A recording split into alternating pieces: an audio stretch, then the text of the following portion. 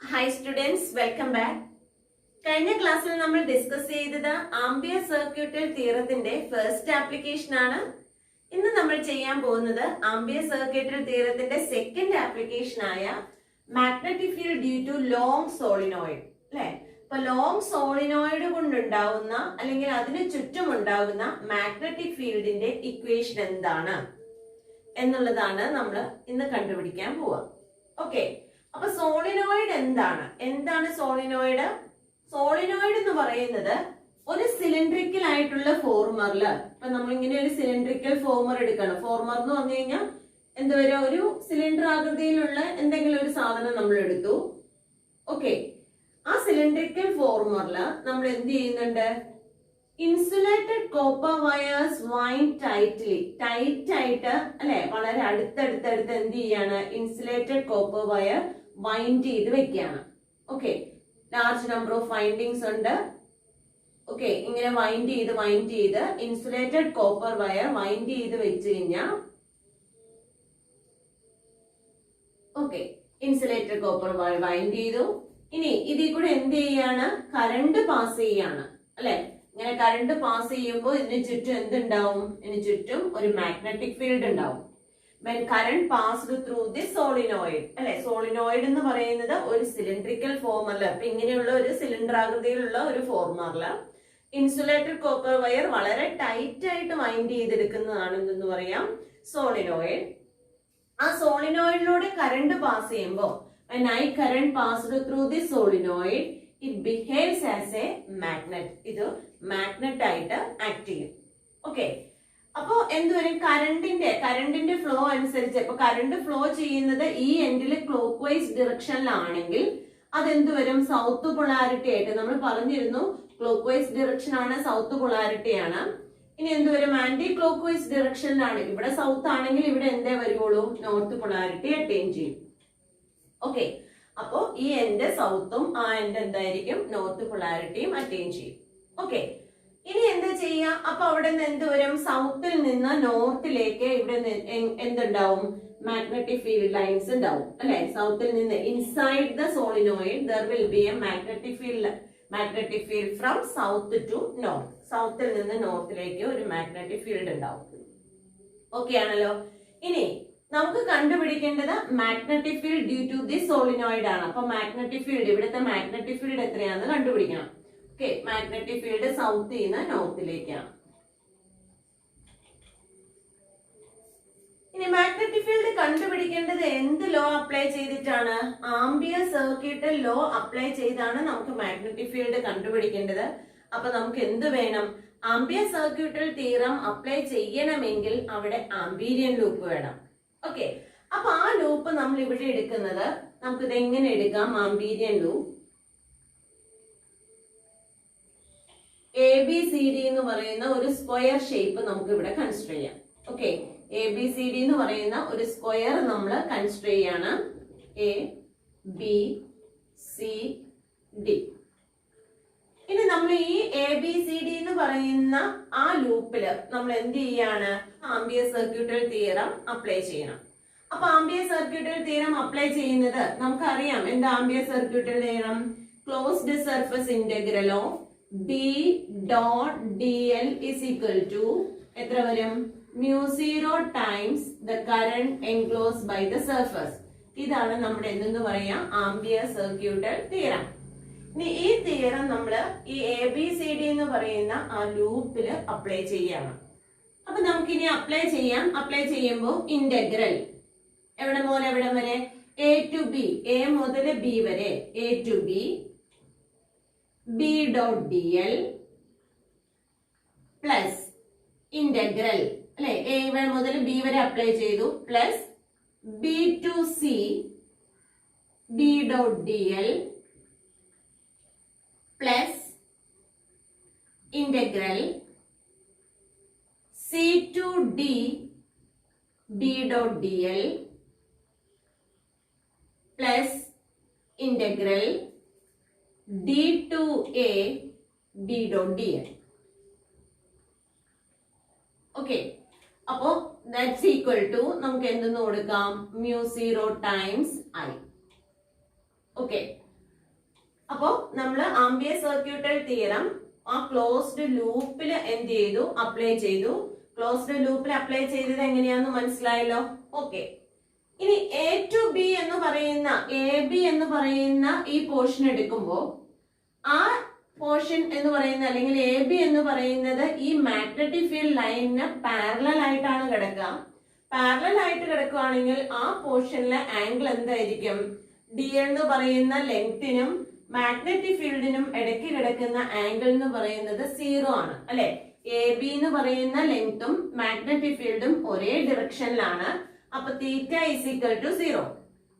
അപ്പോ integral A to B BDL cos 0 എന്ന് കൊടുക്കാം അല്ലെ. cos 0 plus integral B to C BDL cos എത്ര വരും? cos. ഓക്കെ, BC എന്ന് പറയുന്ന പോർഷൻ മാഗ്നറ്റിക് ഫീൽഡിന് എങ്ങനെയാണ്? പെർപെൻഡിക്കുലർ ആയിട്ടാണ് വന്നിരിക്കുന്നത് അല്ലെ. മാഗ്നറ്റിക് ഫീൽഡ് ഹൊറിസോണ്ടൽ ആയിട്ട് പോയേക്കാണ്. BC എന്ന് പറയുന്നത് പെർപെൻഡിക്കുലർ ആയിട്ടാണ് വന്നിരിക്കുന്നത്. അപ്പൊ അവിടെ എന്ത് വരും? cos 90 എന്ന് വരും. Okay, plus integral C to D BDL നമുക്ക് എങ്ങനെ എഴുതാം? BDL cos എത്ര വരാം? cos CD എന്ന് പറയുന്ന പോർഷൻ എന്തുവരും? പാരലൽ ആയിട്ട് തന്നെയാണ് കിടക്കുന്നത്. cos 0 അല്ലെങ്കിൽ cos 180 എന്ന് എടുക്കാം.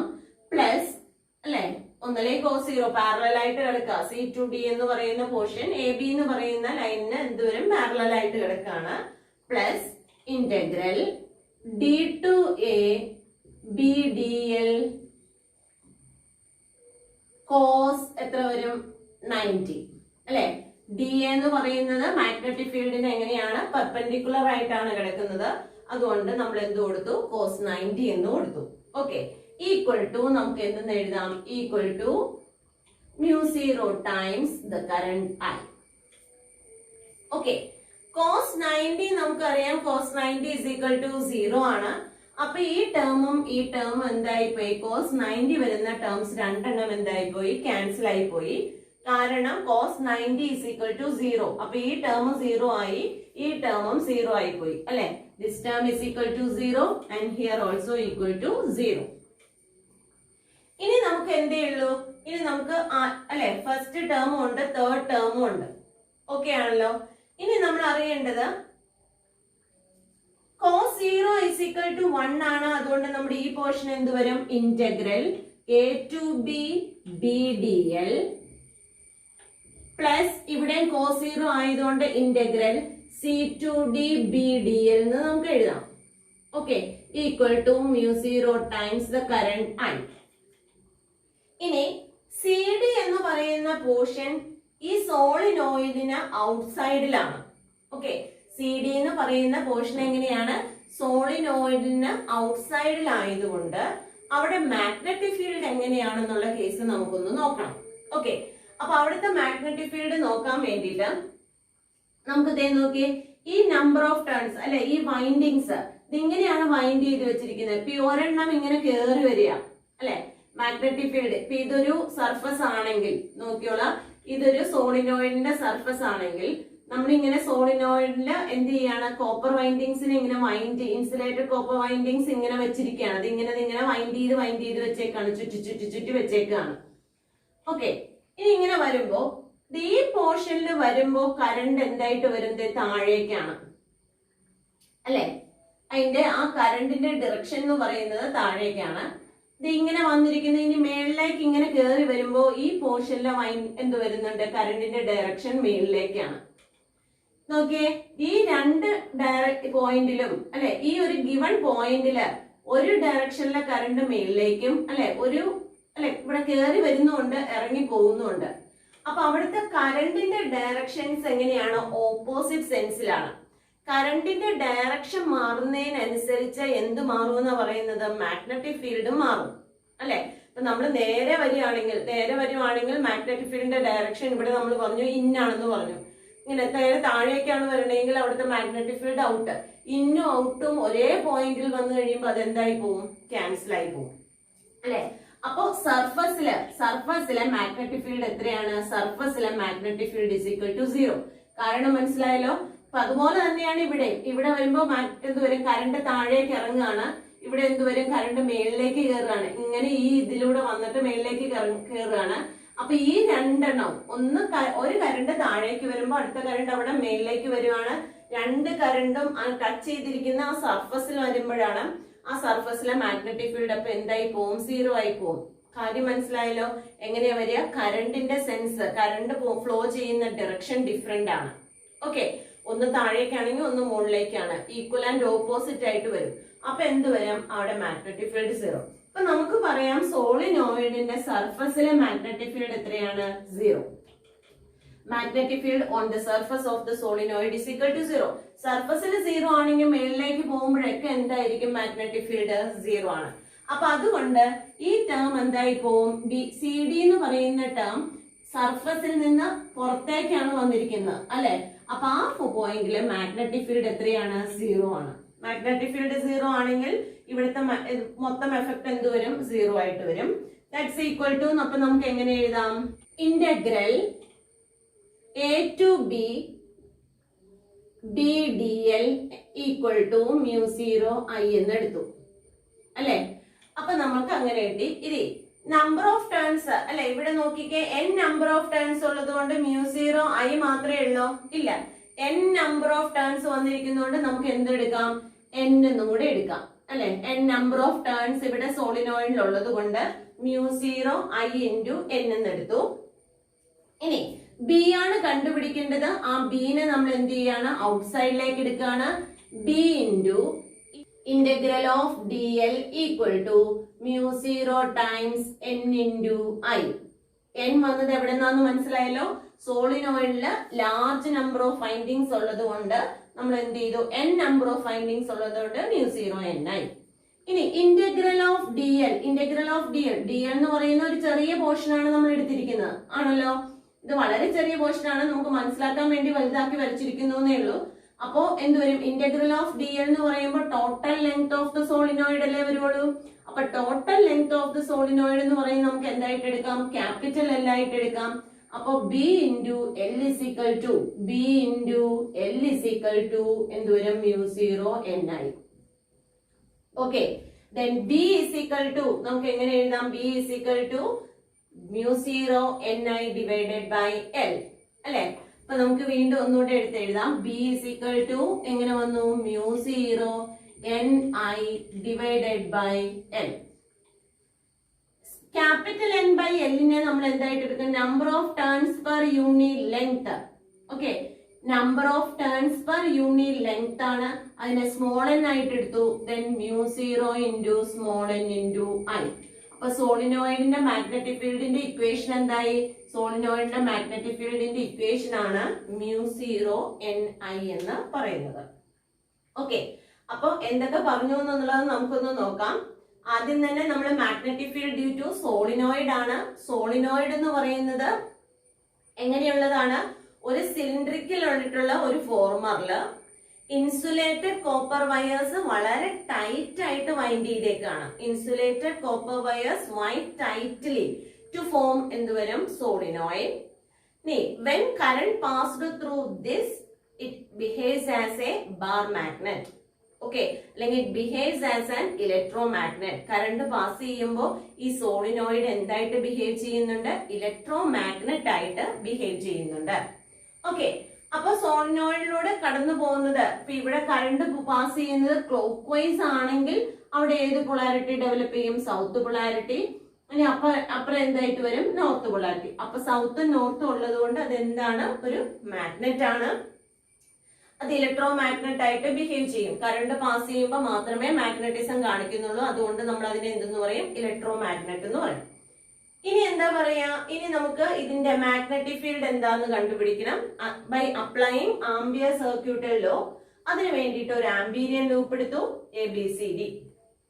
ഓക്കെ, ഈ ആംപീരിയൻ ലൂപ്പിൽ ഇനി ആംപിയർ സർക്യൂട്ടൽ തിയറം നമ്മൾ എന്ത് ചെയ്തു, എല്ലാ അല്ലെ AB അപ്ലൈ ചെയ്തു, BC ഉണ്ട്, CD DA അങ്ങനെ അപ്ലൈ ചെയ്തു.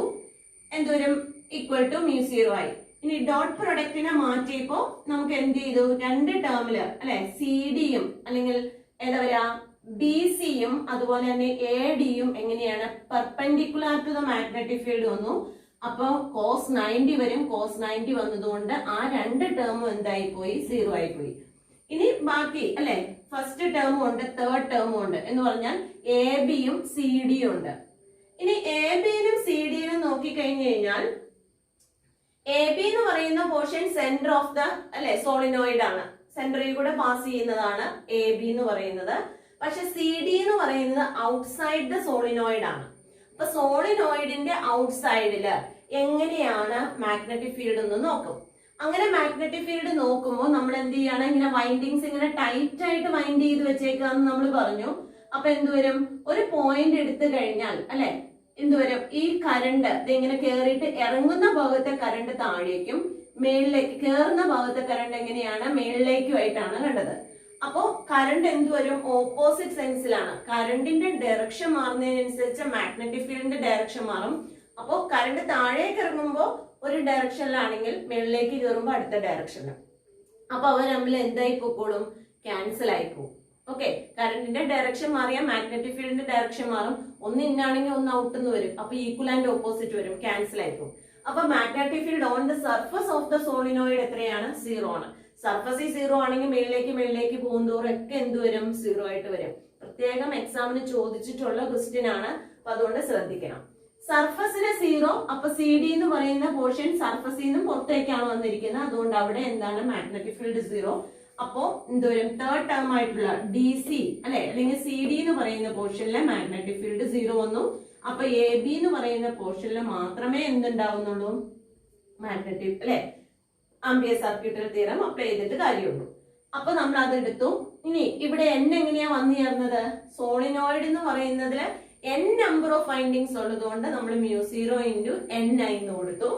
അപ്പൊ എന്ത് വരാം? ഇനി ബി കണ്ടുപിടിക്കാൻ വേണ്ടിയിട്ട് ബിനെ പുറത്തേക്ക് എടുത്തു അല്ലെ. ഇന്റഗ്രൽ ഓഫ് ഡി എൽ എന്ന് പറഞ്ഞാൽ total length of the solenoid ആണ്. നമ്മൾ എടുത്തിരിക്കുന്ന എ ബി സി ഡി എന്ന് പറയുന്ന വളരെ ചെറിയൊരു പോർഷൻ ആണ്. ഓക്കെ, നമുക്ക് മനസ്സിലാവാൻ വേണ്ടി വലുതാക്കി വരച്ചിരിക്കുന്നേ ഉള്ളൂ. അപ്പൊ ഡി എൽ ലെങ്തിലാണ് നമ്മൾ എ ബി എടുത്തിരിക്കുന്നത്. അപ്പൊ ഇന്റഗ്രേറ്റ് ചെയ്യുമ്പോൾ എന്തുവരും? Total length of the solenoid എടുക്കണം. Okay, integral of dl is equal to L, that is equal to μ0 ni. Then B is equal to μ0 ni divided by L. N by L നെ നമ്മൾ എന്തെന്ന് പറയും? Small n എന്ന് പറയും. Okay, അപ്പോൾ magnetic field is equal to μ0 n into I. Okay, ഇതാണ് magnetic field due to a solenoid എന്ന് പറയുന്നത്. ഓക്കെ, അപ്പം സോളിനോയിഡിന്റെ മാഗ്നറ്റിക് ഫീൽഡ് ഏതൊക്കെ ഫാക്ടേഴ്സിനെയാണ് ഡിപ്പെൻഡ് ചെയ്യുക? അപ്പൊ ഇവിടെ നിന്ന് തന്നെ നമുക്ക് പറയാലോ ഏതൊക്കെ വരും? നമ്പർ ഓഫ് ടേൺസിനെ ഡിപ്പെൻഡ് ചെയ്യുന്നുണ്ട്, കറണ്ടിനെ ഡിപ്പെൻഡ് ചെയ്യുന്നുണ്ട്. ഓക്കെ, അപ്പൊ സോളിനോയിഡിന്റെ മാഗ്നറ്റിക് ഫീൽഡ് നമ്പർ ഓഫ് ടേൺസിനെയും കറണ്ടിനെയും ഡിപ്പെൻഡ് ചെയ്യുന്നുണ്ട്. എഗെയിൻ നമുക്ക് വീണ്ടും പറയാം എന്ത് വരും? ഇപ്പൊ നമ്മൾ സോഫ്റ്റ് അയൺ കോർ പോലുള്ള സാധനം ഈ സോളിനോയിഡിന്റെ ഉള്ളിൽ കയറ്റി വെച്ച് കഴിഞ്ഞാൽ എന്തുവരും? മാഗ്നറ്റിക് ഫീൽഡിന്റെ സ്ട്രെങ്ത് വീണ്ടും എന്തുവരും? സോഫ്റ്റ് അയൺ കോർ ഒക്കെ എല്ലാ ലൈൻസിനെയും എന്ത് ചെയ്യാണ്? ആകർഷിച്ച് പിടിക്കുന്ന ഒരു സാധനമാണ്. അപ്പൊ സോഫ്റ്റ് അയൺ കോർ ഇതിന്റെ ഉള്ളിൽ വെച്ചാൽ മാഗ്നറ്റിക് ഫീൽഡിന്റെ സ്ട്രെങ്ത് വീണ്ടും എന്ത് ചെയ്യും? ഇൻക്രീസ് ചെയ്യും. അപ്പൊ സോഫ്റ്റ് അയൺ കോർ വെച്ച് കഴിഞ്ഞാൽ മാഗ്നറ്റിക് ഫീൽഡിന്റെ സ്ട്രെങ്ത് നമുക്ക് ഇൻക്രീസ് ചെയ്യിപ്പിക്കാനായിട്ട് പറ്റും. ഓക്കെ, ഇനി നമ്മളോട് സാധാരണ ചോദിക്കാറുണ്ട്, എൻട്രൻസിനായാലും എക്സാമിനൊക്കെ ആയാലും നമുക്ക് ചോദിക്കാറുണ്ട് മാഗ്നറ്റിക് ഫീൽഡ് ഡ്യൂ ടു, ഇതിപ്പോ നമ്മൾ പറയുന്നത് രണ്ട് എൻഡും കൂടെ കൂടിയിട്ടാണ് അല്ലെ, entire length of the solenoid ആണ്. എൻറ്റയർ ലെങ്ത് എന്ന് പറയുമ്പോൾ രണ്ട് എൻഡും ഇൻക്ലൂഡഡ് ആണ്. അവിടുത്തെ മാഗ്നറ്റിക് ഫീൽഡ് ആണ് μ0 ni. അങ്ങനെയാണെങ്കിൽ what about the magnetic field due to one end of the solenoid? സോളിനോയിഡിന്റെ ഒരു എൻഡിലെ മാത്രം മാഗ്നറ്റിക് ഫീൽഡ് എത്രയാണ്? ഓക്കെ, അപ്പോ നമുക്കതൊന്ന് ഓർത്ത് വെച്ചാൽ മതി. Magnetic field due to one end of the solenoid is equal to B is equal to μ0 ni divided by 2.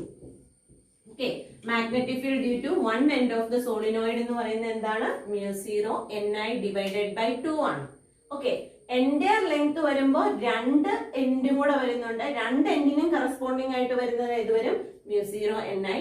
അങ്ങനെയാണെങ്കിൽ ഒരു എൻഡിലെ മാത്രം നോക്കുമ്പോൾ എത്ര വരും? μ0 ni divided by 2 ആണ്. അപ്പൊ അതും കൂടെ ഓർക്കാം. I think this topic is clear for you. If you like this video, please subscribe and enable the bell button. Thank you.